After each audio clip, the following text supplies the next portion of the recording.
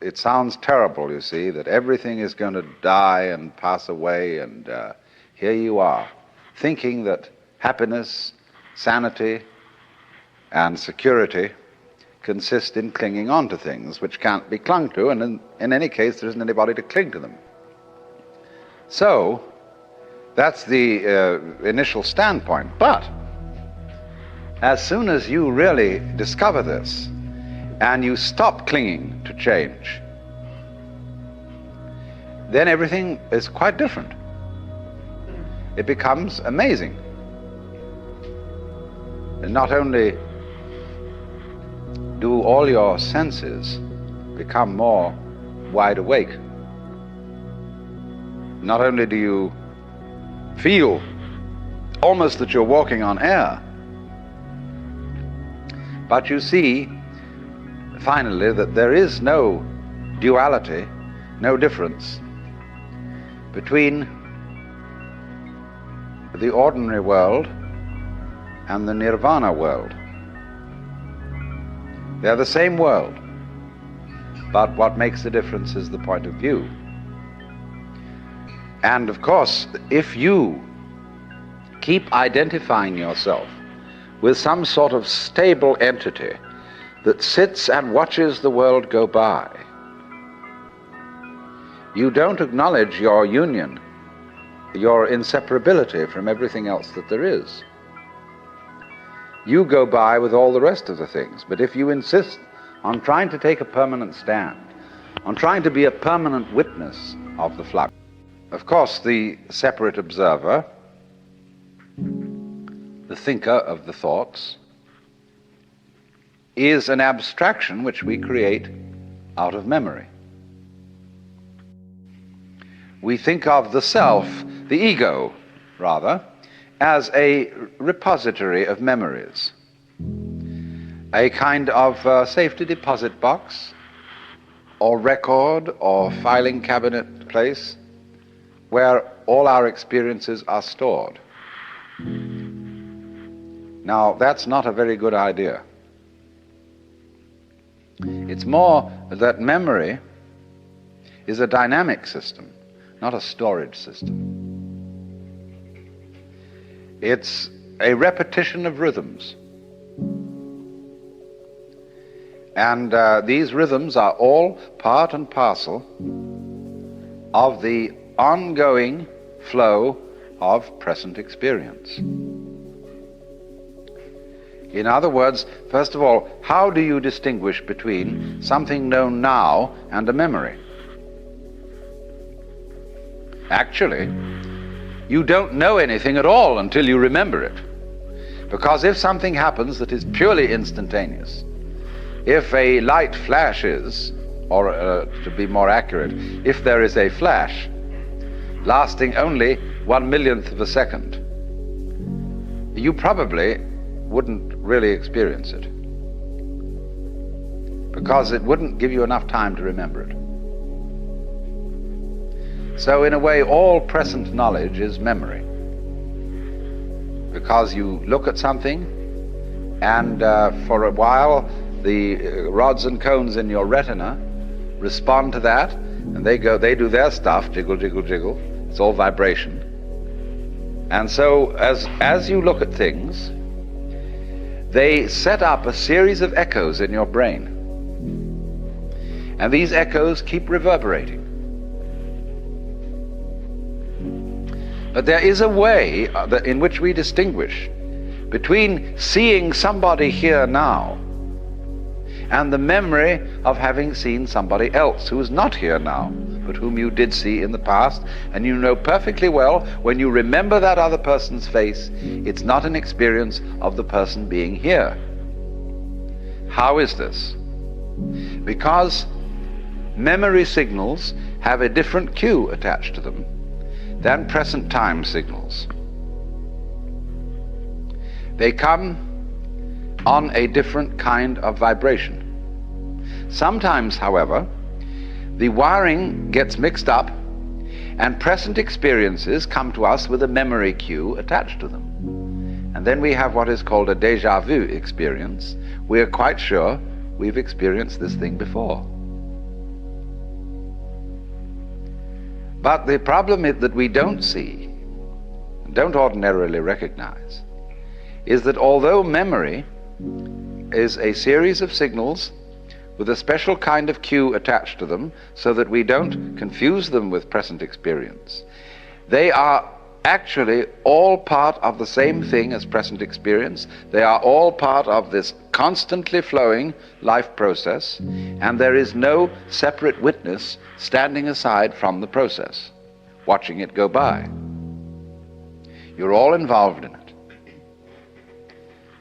Now, accepting that, you see, going with that, although at first it sounds like the knell of doom, is if you don't clutch it anymore. Splendid. That's why I said that death should be an occasion for a great celebration. That people should say, happy death to you. And always surround death with joyous rites, because this is the opportunity for the greatest of all experiences, when you can finally let go because you know there's nothing else to do.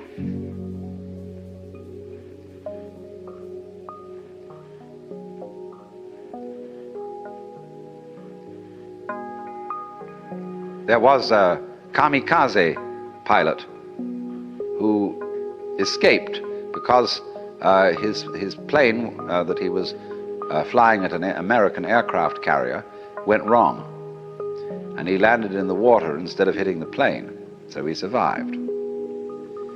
But he said afterwards that he had the most extraordinary state of exaltation. It wasn't a kind of patriotic ecstasy, but the very thought that in a moment he would cease to exist, that he would just be gone, for some mysterious reason that he couldn't understand, made him feel absolutely like a god. Well then, in Buddhist philosophy, this a sort of annihilation of oneself, this acceptance of change, is the doctrine of the world as the void.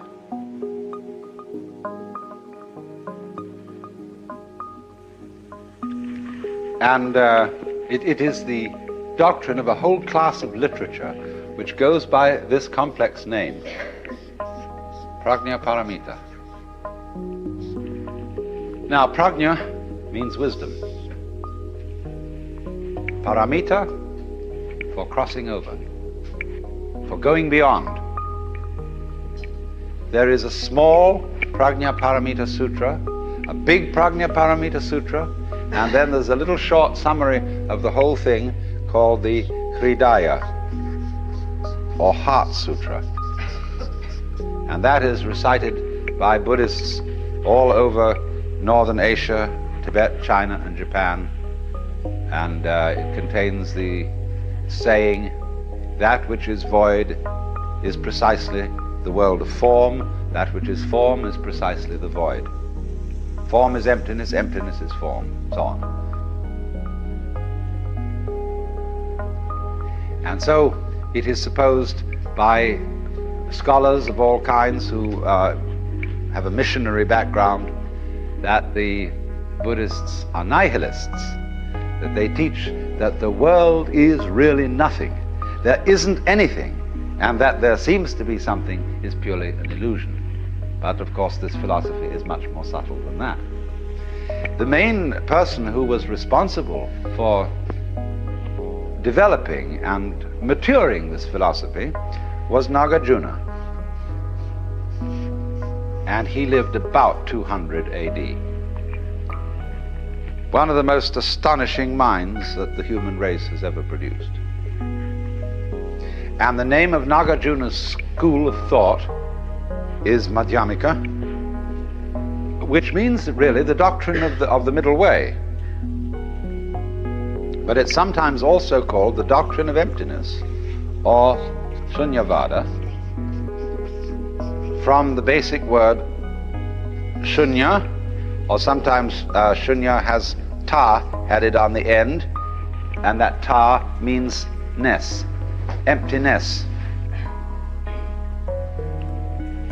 Well then, emptiness means essentially transience. That's the first thing it means. Nothing to grasp, nothing permanent, nothing to hold on to. But it means this with special reference to ideas of reality, ideas of God, ideas of the self, the Brahman, anything you like. What it means is that reality escapes all concepts. If you say there is a God, that's a concept. If you say there is no God, that's a concept. And Nagarjuna is saying that always your concepts will prove to be attempts to catch water in a sieve or wrap it up in a parcel.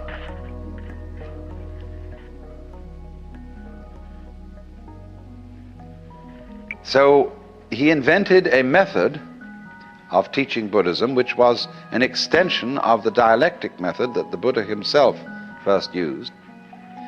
It can be done with an individual student and a teacher, or with a group of students and a teacher. And you would be amazed how effective it is when it involves precious little more than discussion. Some of you, no doubt, have attended tea groups, blab labs, in which people are there and they don't know quite why they're there, and there's some sort of a so-called resource person to disturb them. That is to say, the teacher gradually elicits from his participant students what are their basic premises of life. What is your metaphysic? In the sense, I'm not using metaphysic in a kind of a spiritual sense, but what are your basic assumptions? What real ideas do you operate on as to what is right and what is wrong, what is the good life and what is not? What arguments are you going to argue strongest? Where do you take your stand? The teacher soon finds this out for each individual concerned, and then he demolishes it. He absolutely takes away that person's compass. And so they start getting very frightened and say to the teacher, all right, I see now, of course I can't depend on this, but what should I depend on?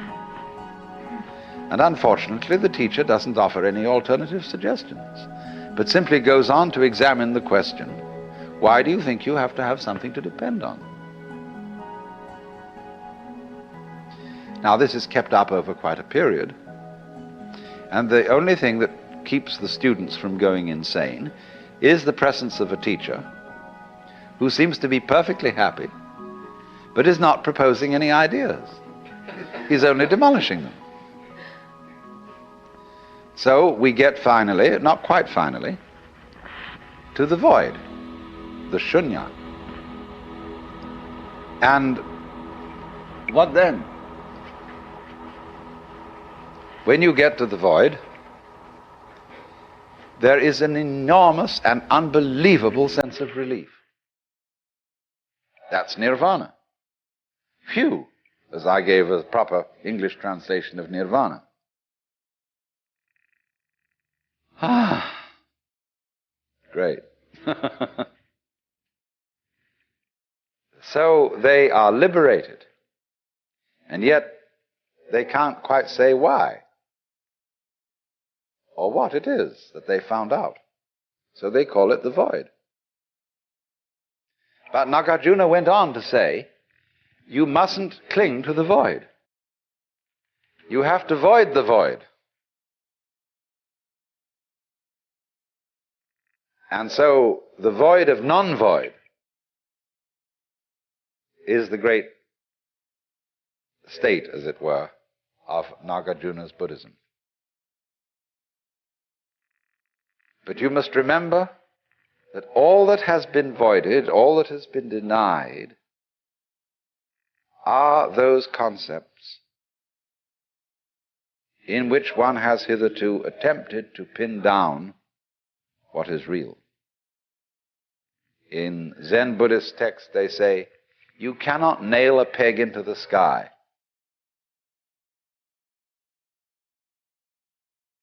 And so, to be a man of the sky, a man of the void, is also called a man not depending on anything. And when you're not hung on anything, you are the only thing that isn't hung on anything, which is the universe, which doesn't hang, you see. Where would it hang? It has no place to fall on, even though it may be dropping. There will never be the crash of it landing on concrete floor somewhere. But the reason for that is that it won't crash below because it doesn't hang above. And so there is a poem in Chinese which speaks of such a person as having above not a tile to cover the head, below not an inch of ground on which to stand. And you see, this which to people like us who are accustomed to rich imageries of the divine, the loving Father in heaven who has laid down the eternal laws, O Word of God incarnate, O wisdom from above, O truth unchanged, unchanging, O light of life and love, the wisdom which from the hallowed page, a lantern for our footsteps, shines out from age to age. See, so that's very nice. We feel we know where we are, and that it's all been written down, and that in heaven the Lord God is resplendent with glory, with all the colors of the rainbow, with all the saints and angels around and everything like that. So we feel that it's positive, that we've got a real rip-roaring, gutsy religion full of color and so on. But it doesn't work that way.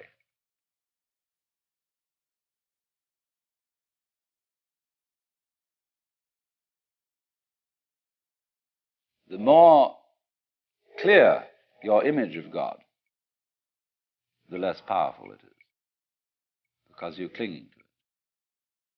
The more it's an idol. But voiding it completely isn't going to turn it into what you think of as void. What would you think of as void? Being lost in a fog, so that it's white all around and you can't see in any direction. Being in the darkness. Or the color of your head as perceived by your eyes. That's probably the best illustration that we would think of as the void. Because it isn't black and it isn't white, it isn't anything. But that's still not the void. Take the lesson from the head. How does your head look to your eyes? Well, I tell you, it looks like what you see out in front of you. Because all that you see out in front of you is how you feel inside your head. So it's the same with this.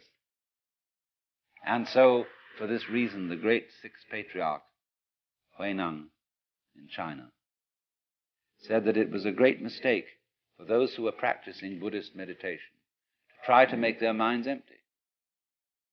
And a lot of people tried to do that.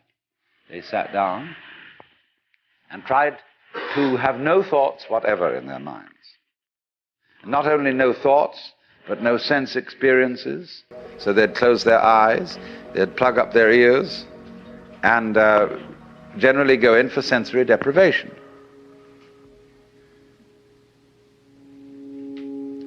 Skin divers going down below a certain number of feet, I don't know exactly how far it is, but get a sense of weightlessness. And at the same time, this deprives them of every sense of responsibility. They become alarmingly happy. And they have been known to simply take off their masks and offer them to a fish. And of course they then drown. So if you skin dive, and you have to keep your eye on the time. You have to have a water watch or a friend who's got a string attached to you. If you go down that far, and at a certain specific time you know you have got to get back. However happy you feel, and however much inclined to say, survival, what the hell's the point of that? And this is happening to the men who go out into space. They will increasingly find that they have to have automatic controls to bring them back. Quite aside that they can't change in any way from the spaceship. Now, isn't that interesting? Can you become weightless here? I said a little while ago that the person who really accepts transience begins to feel weightless. When Suzuki was asked, what is it like to have experienced Satori, enlightenment, he said, it's just like ordinary everyday experience, but about 2 inches off the ground. Zhuangzi, the Taoist, said, it is easy enough to stand still. The difficulty is to walk without touching the ground. Why do you feel so heavy? It isn't just a matter of gravitation and weight. It is that you feel that you are carrying your body around. So there is a koan in Zen Buddhism. Who is it that carries this corpse around? And so when you feel, common speech expresses this all the time. Life is a drag. I feel I'm just dragging myself around. My body is a burden to me. To whom? To whom? That's the question. You see? And when there is nobody left for whom the body can be a burden, the body isn't a burden. But so long as you fight it, it is.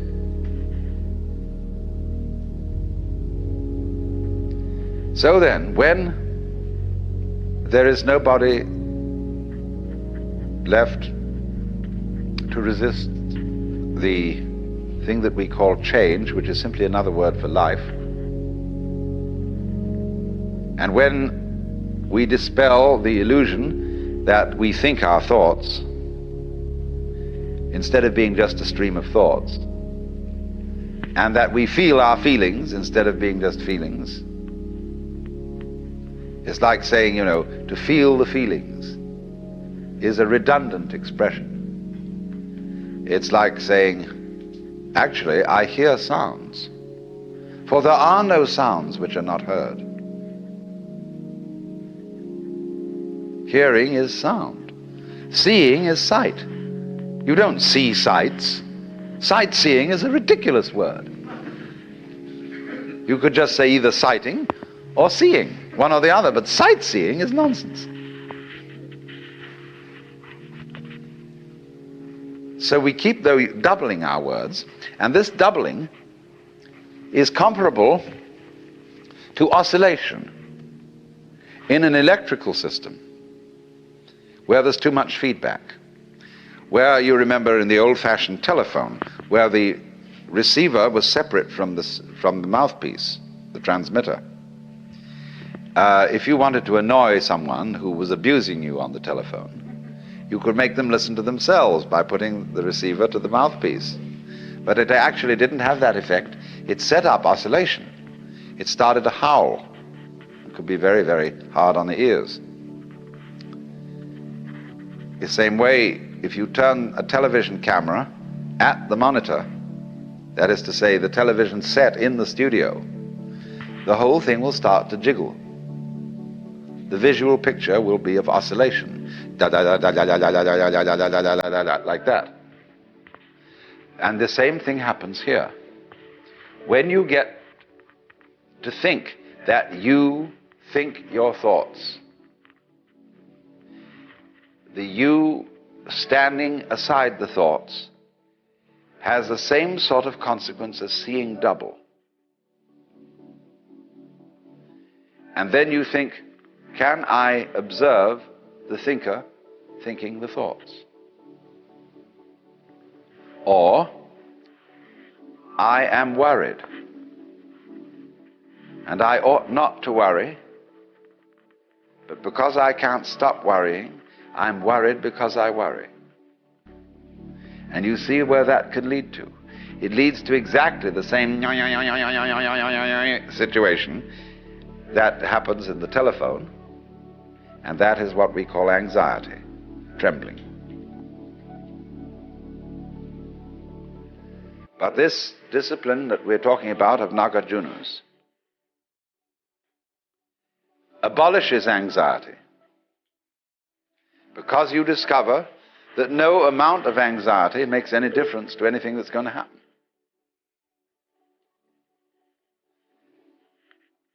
In other words, from the first standpoint, the worst is going to happen. You're all going to die. And don't just put it off in the back of your mind and say, I'll consider that later. It's the most important thing to consider now, because it enables you. It is the mercy of nature, because it's going to enable you to let go and not defend yourself all the time. Waste all energies in self-defense. It's marvelous. The void, of course, is in Buddhist imagery symbolized by a mirror, because a mirror has no color and yet reflects all colors. When this man I talked to you of, Huineng, said that you shouldn't just try to cultivate a blank mind, what he said was this: the void, shunyata, is like space.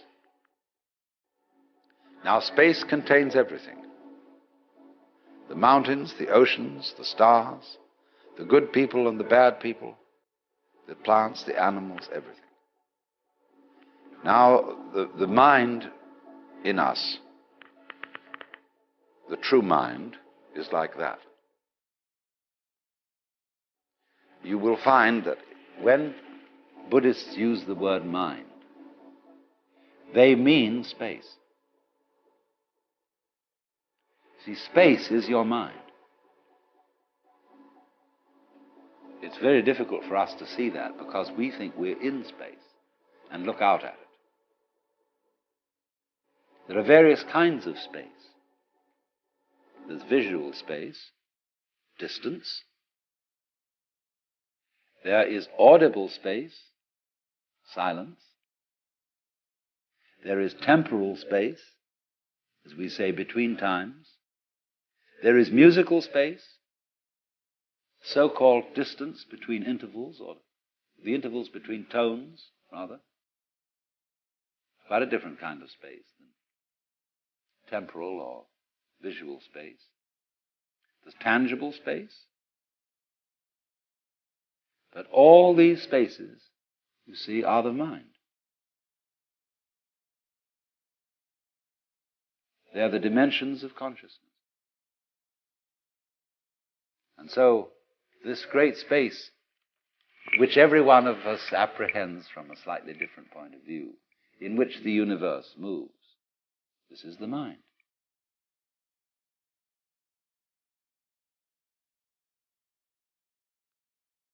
So it's represented by a mirror, because although the mirror has no color, it is for that reason able to receive all the different colors. Meister Eckhart said, in order to see color, my eye has to be free from color.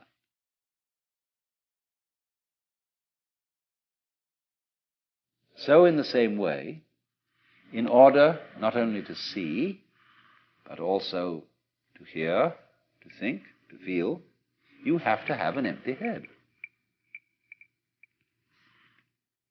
And the reason why you are not aware of your brain cells, unless you're only aware of your brain cells if you get a tumor or something in the brain, when it gets sick.